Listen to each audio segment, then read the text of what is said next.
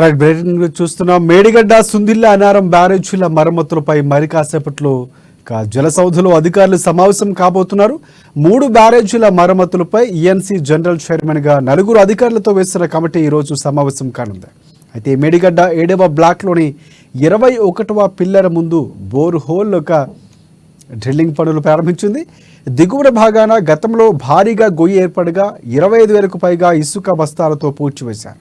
తాజాగా 7వ బ్లాక్ వద్ద ఆ ప్రాంతాన్ని అంతా శుభ్రం చేస్తూ ఉండగా మరో భారీ బొంగ మరికొన్ని చిన్నవి కూడా కనిపించగా పూడ్చివేశారు. మరోవైపు బ్యారేజీ నిర్మాణానికి ముందుగా జియోలాజికల్ సర్వే ఆఫ్ ఇండియా అధికారులు నిర్మాణ ప్రాంతాన్ని పరిశీలించి ఇచ్చిన ఇన్వెస్టిగేషన్ నివేదిక అందుబాటులోకి లేదని తెలిసింది.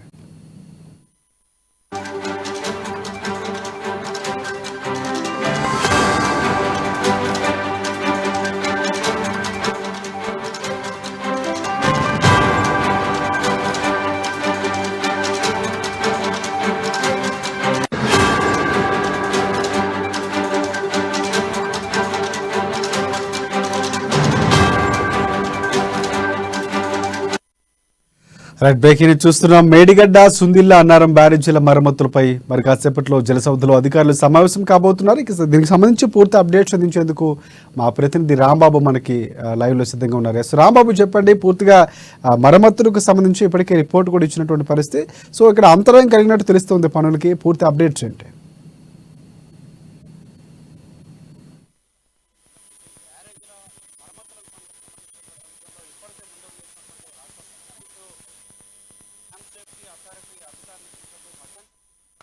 మేడిగడ్డ పనులను అయితే ప్రారంభం చేయడం జరిగింది. ఈ యొక్క మేడిగడ్డ పనులను ప్రారంభం సంబంధించినటువంటి అంశంలో అనేక అవాంతరాలు కూడా ఏర్పడుతున్నాయి. ఈ నేపథ్యంలోనే ఈ రోజు గత 2 రోజులుగా జరుగుతున్నటువంటి మేడిగడ్డకు సంబంధించినటువంటి పనులకు సంబంధించినటువంటి అంశంపై ఈఎన్సీ జనరల్ అనిల్ కుమార్ నేతృత్వంలో ఈ యొక్క సమావేశం జలసౌధలో ప్రారంభమైంది. ఇప్పటికే ఈ యొక్క సమావేశంలో 4 అధికారులతో కూడినటువంటి ఈ యొక్క సమావేశం ఇటు మేడిగడ్డ పనులకు సంబంధించి సుందిల్ల అన్నారం సంబంధించినటువంటి ఈ యొక్క బ్యారేజీలకు పనులకు సంబంధించినటువంటి అంశం పైన ఈ యొక్క జలసౌధలో జరిగేటువంటి సమావేశంలో చర్చిస్తారు. ప్రధానంగా ఈ యొక్క కాళేశ్వరం సంబంధించినటువంటి నేషనల్ డ్యామ్ సేఫ్టీ అథారిటీ ఇచ్చినటువంటి నివేదిక ఆధారంగా ఈ యొక్క పనులను అయితే ప్రారంభించినటువంటి రాష్ట్ర ప్రభుత్వం ఇప్పటికే కూడా ఇటు పొంగులేటి శ్రీనివాసరెడ్డి గతం మొన్న కేబినెట్ లో జరిగినటువంటి అంశాన్ని కూడా పొంగులేటి శ్రీనివాసరెడ్డి కూడా ప్రస్తావించడం జరిగింది. ఒకవేళ ఈ యొక్క పనులను ప్రారంభించినా కానీ ఇది చివరి వరకు ఉంటుందో లేదో, ఈ యొక్క మరమ్మతు పనులు చేపట్టిన యొక్క ప్రాజెక్టు ఉంటుందో లేదో అని చెప్పే ఒక సందేహాన్ని వ్యక్తం చేయడం జరిగింది. ఇది కూడా నేషనల్ డ్యామ్ సేఫ్టీ అథారిటీ అధికారులు స్పష్టం చేయడం జరిగిందని చెప్పేసి కూడా వ్యాఖ్యానించినటువంటి నేపథ్యంలో ఈ యొక్క మరమ్మతు పనులు అయితే ప్రారంభించడం జరిగింది. మొత్తానికైతే జలసౌధలు కూడా దీనికి సంబంధించినటువంటి సమీక్ష నిర్వహిస్తున్నారు. అధికారులు కూడా దీనికి సంబంధించి పాల్గొని దీనిపైన సమీక్షలో వివిధ అంశాలను కూడా ప్రస్తావన తీసుకొస్తున్నారు. ఈఎన్సీ అనిల్ కుమార్ తో సహా ఈ యొక్క మీటింగ్ లో పాల్గొన్న డిప్యూటీ ఈఎన్సీ, అదేవిధంగా జ్యుడిషియల్ ఎంక్వైరీ కమిటీకి సంబంధించినటువంటి నోడల్ టీం సభ్యుడు శ్రీనివాస్ కూడా ఈ యొక్క సమావేశంలో పాల్గొనడం జరిగింది. మొత్తానికైతే ఇటు 16వ ఇటు 7వ బ్లాక్ లో ఉన్నటువంటి మొత్తం 11 గేట్లకు సంబంధించినటువంటి అంశంలో ఈ యొక్క 7వ బ్లాక్ లో 8 గేట్లను ఎత్తేటువంటి పరిస్థితి ఏమాత్రం కూడా కనపడడం లేదు. మొత్తం 77 గేట్లను ఇప్పటికే ఎత్తేయడం జరిగింది. ఈ యొక్క వర్షాకాలం వస్తున్న నేపథ్యంలో ఈ యొక్క మొత్తం గేట్లను కూడా తెరిచించాలని చెప్పేసి నేషనల్ డ్యామ్ సేఫ్టీ అథారిటీ అధికారులు పేర్కొనడంతో మొత్తం గేట్లను కూడా ఎత్తాలని చెప్పేసి నిర్ణయం తీసుకోవడంతో 77 గేట్లను ఎత్తినటువంటి ఇప్పటికీ అధికారులు ఈ యొక్క 11 గేట్లను కూడా ఎత్తేటువంటి పనులు చేపట్టినా కానీ ఈ యొక్క 8 గేట్లను ఎత్తేటువంటి పరిస్థితి కూడా ఏమాత్రం అవ్వడం లేదు. ముఖ్యంగా 16 గేటుకు సంబంధించినటువంటి ఎత్తేటువంటి పనులు చేపట్టగా భారీ శబ్దాలు వచ్చినటువంటి నేపథ్యంలో అక్కడ గొయ్యి కూడా ఏర్పడింది. ఈ గొయ్యి ఏర్పడడానికి గల కారణం ఏందని చెప్పేసి పరిశీలించేటువంటి నేపథ్యంలో అక్కడ ఉన్నటువంటి మొత్తం కూడా బ్యారేజ్ సంబంధించినటువంటి ఇసుక మొత్తం కూడా కుంగిపోవడంతో ఇక ఆ యొక్క బ్యారేజీ వైపు జలాశయం వైపు రావడంతో ఒకేసారిగా ఈ యొక్క కుంగిపోయినటువంటి గొయ్యి ఏర్పడింది. దీంతో ఈ యొక్క 16వ గేటు ఎత్తడానికి ఇబ్బంది అయిపోతుందని చెప్పేసి దీనికి ఈ శబ్దాలు రావడానికి గల కారణం ఏందని చెప్పేసి కూడా అధికారులు ఆలోచన చేస్తా ఉన్నారు. మరొక వైపు 21వ గేటుకు సంబంధించినటువంటి దానికి సంబంధించి కూడా ఈ యొక్క గేట్లను ఎత్తాలని చెప్పేసి భావిస్తున్నా కానీ ఈ యొక్క ఏర్పడుతున్నటువంటి గొయ్యికి సంబంధించినటువంటి అంశం పైన ఈ యొక్క అసలు జియోలాజికల్ సర్వే ఆఫ్ ఇండియా సంబంధించినటువంటి ఆ సర్వే పైన కూడా అధికారులు అయితే అభ్యంతరం వ్యక్తం చేస్తున్నారు, అనుమానాలు వ్యక్తం చేస్తున్నారు. ఈ యొక్క సర్వే సరైన రిపోర్ట్ ఇచ్చిందా లేదా, ఎందుకు ఈ యొక్క గోతులు ఏర్పడుతుంది అనే దానిపైన కూడా సందేహాలు నెలకొన్నాయి.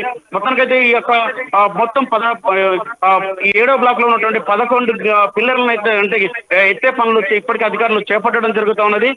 దీనికి సంబంధించి 21 గేటు దగ్గర కూడా మొత్తం పిల్లర్ల ముందు బోరు హోల్ డ్రిల్లింగ్ పనులు అయితే చేపడుతున్నారు. ఈ యొక్క డ్రిల్లింగ్ పనులు చేపట్టిన తర్వాత ఈ యొక్క పనులకు సంబంధించినటువంటి పరీక్షలను కూడా అధికారులు అయితే చేపడతారు. మొత్తం అధికారులు ఈ యొక్క పనులకు సంబంధించినటువంటి మొత్తం ఈ యొక్క బోర్వెల్ ఏదైతే డ్రిల్లింగ్ పనులు చేపడతారో డ్రిల్లింగ్ పనుల ద్వారా వచ్చినటువంటి రిపోర్టును కూడా ప్రభుత్వానికి ఇచ్చేటువంటి అవకాశం ఉంది.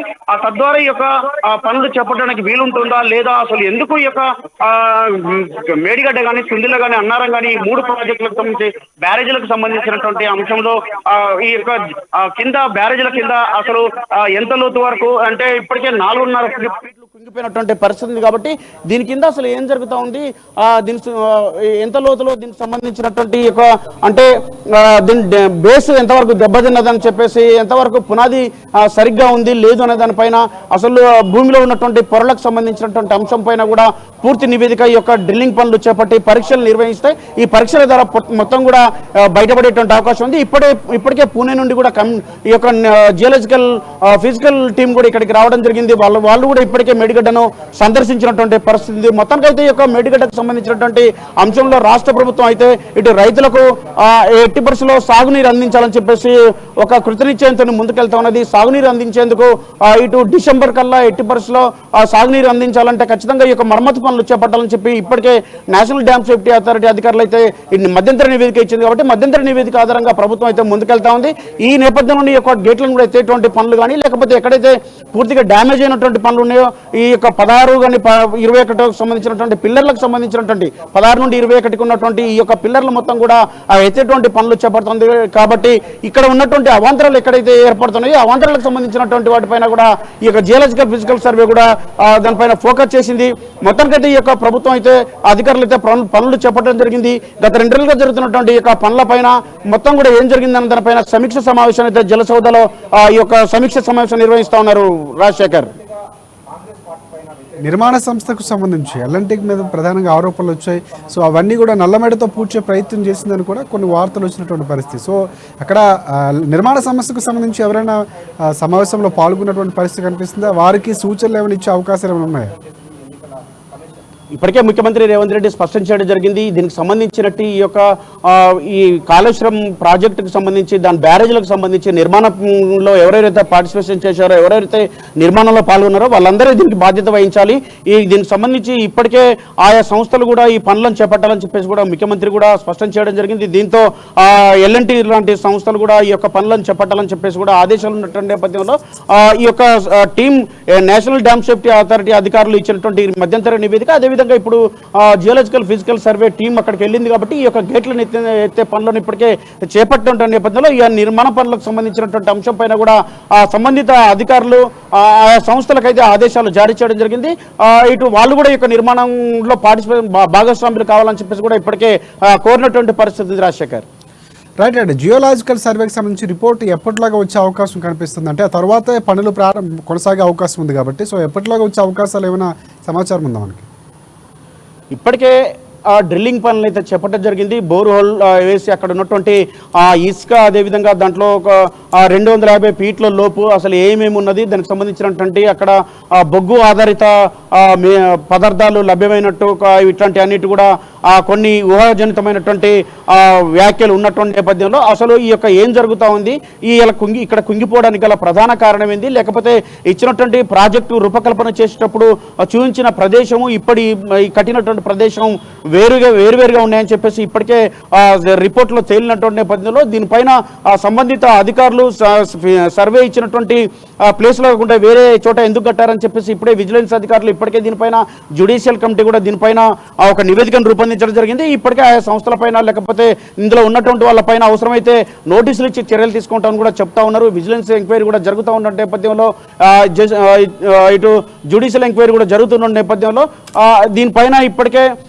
ప్రభుత్వం కూడా ఒక స్పష్టమైనటువంటి క్లారిటీ తోటి ఉన్నది కాబట్టి ఈ యొక్క పనులలో ఎవరైతే పాల్గొన్నారో వాళ్ళందరికీ కూడా ఎవరైతే దీనికి భాగస్వాములు బాధ్యులు ఎవరైతే ఉన్నారో వాళ్ళందరిపైన కూడా చర్యలు తీసుకోవాలని చెప్పేసి కూడా భావిస్తున్నది కాబట్టి అసలు ఈ యొక్క geological physical survey team report అంటే నిన్న 2 రోజుల నుంచి ఈ యొక్క పనులు చేపట్టింది కాబట్టి 2-3 రోజులనే దీనికి సంబంధించినటువంటి పూర్తి నివేదిక వచ్చేటువంటి అవకాశం ఉంది కాబట్టి మొత్తానికైతే ఈ యొక్క నివేదిక ఆధారంగా ఎన్డీఎస్సీ నివేదిక ఆధారంగా ఈ యొక్క పనులను చేపట్టాలని చెప్పేసి రాష్ట్ర ప్రభుత్వం నిర్ణయించడం కాకుండా వచ్చే సీజన్ కల్లా ఖచ్చితంగా రైతులకు నీరు అందించాలని చెప్పేసి ఒక కృతనిశ్చయిత ఉంది కాబట్టి ఈ పనులను వేగవంతం చేసేందుకైతే ముందుకు వెళ్తా ఉంది రాజశేఖర్.